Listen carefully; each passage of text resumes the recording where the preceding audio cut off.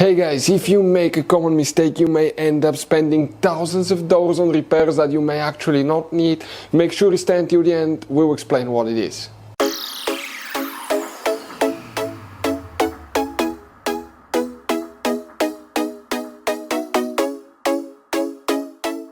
Hey guys, welcome back to War on Mechanics. Thank you guys for watching and subscribing to the channel. Today will be super helpful video to any of you having a Dodge Ram, that generation here from year 2013 to year 2018. If you need to find where the oxygen sensor bank 1, sensor 1, sensor 2 or oxygen sensor bank 2, sensor 1 and 2 fuses are located, which fuses control the oxygen sensors, where you can find them, where you can buy cheap parts, tools, fuses, relays at a good price, quick shipping, that way you do not waste money and time, and why guys it's always a good idea to test fuses and relays. All that will be covered absolutely free for your convenience. Make sure to stay until the end. So let us tell you a little bit about us guys. Every single car we get here at the garage, we try to make at least 200 to 300 free repair videos.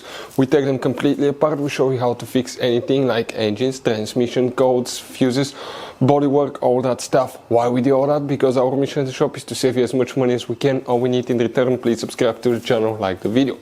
On this channel guys, specifically, we will be making a video about every single fuse, every single relay on that Dodge Ram, and let's say you're in the middle of nowhere, your fuel pump fuse goes bad, all we have to do, find our video, watch it for a minute or two, replace that fuse, you're back on the road.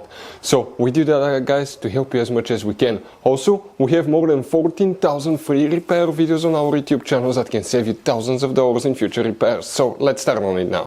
So guys, the oxygen sensor fuses, where you can expect to find them, we will demonstrate on this generation Dodge Ram here.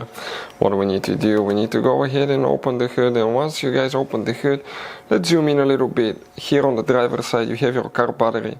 In front of it, that's your main engine fuse box. Press these two tabs at the same time, lift it, it will open. On the inside you will find the main engine fuse box with a layout like this one here. Before we continue, let's explain quickly why it's always a good idea to test fuses and relays. Guys, it's very important to always test your fuses and relays. Why? Sometimes you may think you have a good fuse guys. It's hard to tell. Look at those fuses, right? And sometimes, okay, you pull the fuse, okay, I'm going to get the fuse puller and I'm going to remove one fuse. I want to show you on that 20 amp fuse, sometimes it's very unclear if that fuse is burned or not. You may not clearly see it. So always guys test them, because if you don't test the fuse, you assume it's good, you end up spending money, time and diagnostics for problems that do not exist guys. So you can just waste your money and time. Always test your fuses, always test relays. We will put links in the description of the video below where you can find guys a video for testing a fuse and testing a relay that will explain everything that you need to do.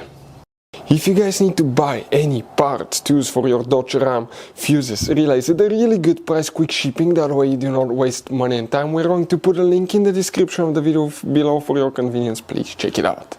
Now, there is very limited information about which fuses they are, but most likely it's one of the engine management fuses. We'll list 7 of them, so check all 7 of them. Most likely one of those will be for the oxygen sensors. Make sure guys you stand till the end. We want to give you one quick advice, that way you don't end up being stuck in the middle of nowhere like it happened to us. The fuses that you need to check is fuse 21, 22.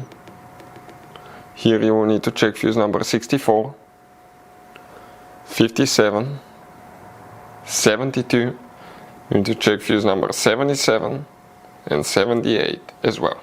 So guys, you have all kinds of different fuses and relays. Some of those are very specific, they're hard to find, especially if you're in a small town or in the middle of nowhere. One time we needed a replacement, we couldn't find one, and we were stuck in the middle of nowhere for a few days until we got a shipment on the internet guys. So keep some spares in your glove box for a peace of mind. Hopefully guys the video will be helpful. Thank you for watching and see you guys next time.